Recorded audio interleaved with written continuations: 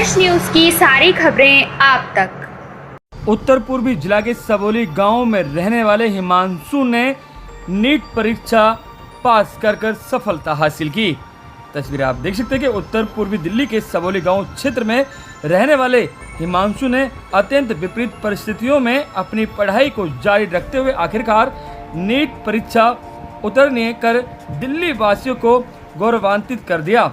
सरकारी स्कूल से 12वीं की परीक्षा उत्तीर्ण करने के उपरांत हिमांशु ने नीट परीक्षा में अपना उत्कृष्ट प्रदर्शन कर अपनी माता का सपना साकार कर दिया।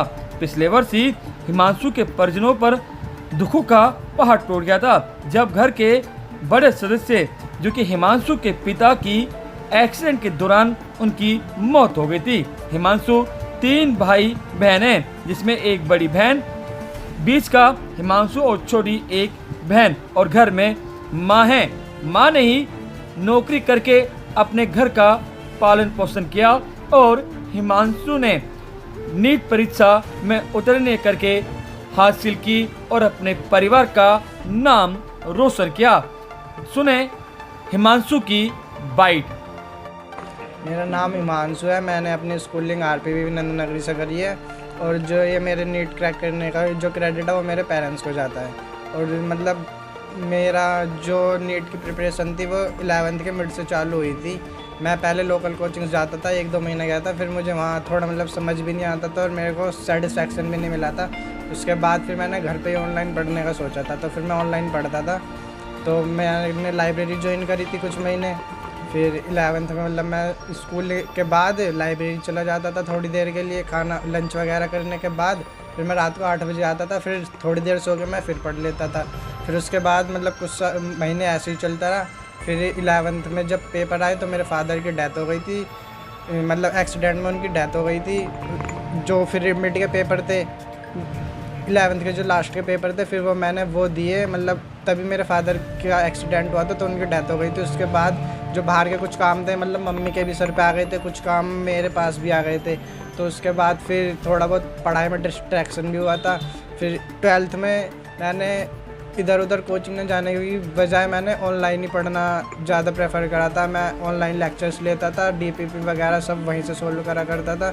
और मतलब पूरी 12th ऐसे ही चला। मैंने पास में एक लाइब्रेरी ज्वाइन करी थी। उसके फिर लास्ट के 3-4 महीने यानी कि नीट से पहले बोर्ड की तो तैयारी नीट के साथ ही हो जाती थी, क्योंकि बोर्ड्स में अलग से कुछ पूछते नहीं है। वही नीट का आता है, आधे से ज़्यादा अगर आप नीट कर लेते हो तो बोर्ड्स में अलग से कुछ नहीं पूछते। नीट से 3-4 महीने पहले फिर मैं घर पे सेल्फ स्टडी करता था, घर पे मॉक टेस्ट वगैरह दिया करता था। मैं जब मतलब दिक्कत तो तभी आई थी जब मेरे फादर का एक्सीडेंट हो गया था, तो मतलब फाइनेंशियल प्रॉब्लम भी आई थी काफ़ी सारी। और बाहर का काम जो मतलब पहले पापा करते थे, कहीं जाना आना, वो भी मुझे करना पड़ता था, मम्मी को करना पड़ता था। और ये मतलब हाँ, यही सारी दिक्कतें आती थी। और नीट क्रैक करने के बाद मेरे को MBBS पहले तो MBBS होगी 5.5 साल की, उसके बाद मुझे न्यूरो सर्जन या कार्डियो सर्जन में जाना है। इसमें जब लाइब्रेरी जाते थे कि वहाँ भी पे करते थे? हाँ, वहाँ पे पे करना होता था आपको 700 पर मंथ। क्या वो प्राइवेट या सरकारी? प्राइवेट थी। अच्छा, इसमें साथ ही जब तुमने नीट के लिए सोचा, कहाँ से आप में आया कि हम नीट में मुझे नीट करना है? नीट मतलब मेरे कुछ सीनियर थे, हैं एक उज्जवल भैया, वो भी मतलब ड्रॉप ही कर रहे थे। तो मतलब जैसे वो पढ़ते रहते थे तो मैं उनके पास चला जाता था पूछने कि भैया ये कैसे कर रहे हो, वो कैसे कर रहे हो। तो वो मतलब ऑनलाइन ही पढ़ते थे वो भी वैसे तो मैं भी उन्हीं से लेक्चर वगैरह लेता था, मतलब वो प्रोवाइड करा देते थे मुझे।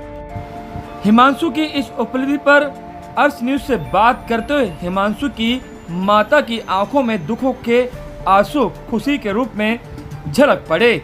हिमांशु की इस उपलब्धि पर हिमांशु के परिजनों के साथ साथ पूरा मोहल्ला भी गर्व की अनुभूति कर रहा है। मेरा नाम बबीता है, मैं हिमांशु की मम्मी हूँ। और जब इनके पापा एक्सपायर हो गए थे तो मैं मतलब इसका ध्यान पढ़ाई में था और बहुत देर होता था, मुझे समझाता था मम्मी कोई बात नहीं है, हम हैं, तुम रो मत ना। तो फिर मैं इसको कोई काम वाम नहीं करने देती, जैसे दुकान पे जाना या किसी की शादी वगैरह है तो वहाँ ही जाता था। मैं इसको कोई काम नहीं कर देती। सब लोग बोलते भी थे कि अभी हस्बैंड एक्सपायर हो जाए, ये बाहर जाती है, वो जाती है। मैंने किसी की कोई बात नहीं मानी। मैंने वैसे ये करने, मुझे अपने बच्चे पढ़ाने, कोई कुछ भी बोले तो मैंने इसको ये पढ़ाया, ये पढ़ता रहता था। खाना वाना भी ऐसा ही, पापा का भी टेंशन थी तो मैं क्या क्या खिलाती थी। तो मेरा नाम सर उज्ज्वला है। सर हिमांशु की मुलाकात मेरी 10th क्लास में हुई थी। जब वो 10th क्लास में आए थे ना, तब मेरा उससे कांटेक्ट में हुआ था। तब स्टार्टिंग में जब 11th में आए थे, उन्होंने साइंस स्ट्रीम लिया था, तो उन्हें नीट की थोड़ी जानकारी नहीं थी। तो नीट के बारे में थोड़ी जानकारी उनको फ्रेंड से मिली, तो उन्होंने मुझसे पूछा भैया नीट क्या होता है, कैसे एग्ज़ाम देना है, कैसी तैयारी करनी है। क्योंकि उस टाइम पे मैं ड्रॉप कर रहा था, मेरा फर्स्ट ड्रॉप था। तो जो इन्फॉर्मेशन मुझे पता थी या जो गलतियों से मैंने सीखा, जो गलती मैंने करी, वो सारी चीज़ मैंने ऐसे बता दी उन्हें कि नीट में क्या क्या बच्चे गलती करते हैं, कि NCERT फॉलो ना करना या टेस्ट सही से ना लेना, लेक्चर को थोड़ा ढीला ढाला कर देना, तो ये सारी ना करे, नहीं तो फिर उन्हें भी मेरी तरह ड्रॉप करना पड़ेगा। क्योंकि मुझे कोई गाइड करने वाला था नहीं। मुझे अपने नीट के बारे में 12th क्लास में जाके पता चला था। ये सारी बातें जो मुझे पता चली अपने दोस्तों से, टीचर से, वो सारी मैं इन्हें बता देता। और एंड के टाइम में मोस्ट ऑफ द टाइम हमने सेम साथ में स्टडी करी थी, यही सब करा था। हिमांशु ने जो अभी नीट क्लियर किया है, ये काफ़ी गर्व की बात है हम लोगों के लिए और हमारे क्षेत्र के लिए। तो हम सब मतलब अपने आप को बड़ा खुशनसीब भी समझेंगे कि एक हमारे पड़ोस में ही एक छोटा भाई हमारे भाई जैसा ही है, तो उसने नीट क्लियर कराया और वो भी काफ़ी अच्छे रैंक से। लड़का जो है सही पढ़ाई में सही लिख रहा है, अच्छे नंबरों से आया है, कोई ऐब स्वभाव लड़के में कोई नहीं है। क्या कहेंगे, बच्चे के पिता नहीं थे फिर भी उनको तकलीफ के बाद भी उन्होंने नीट क्लियर किया एक डॉक्टर बनने के लिए? हाँ, डॉक्टर बनने के लिए तो बेचारे ने अच्छी मेहनत से अपने नंबर ले आया है।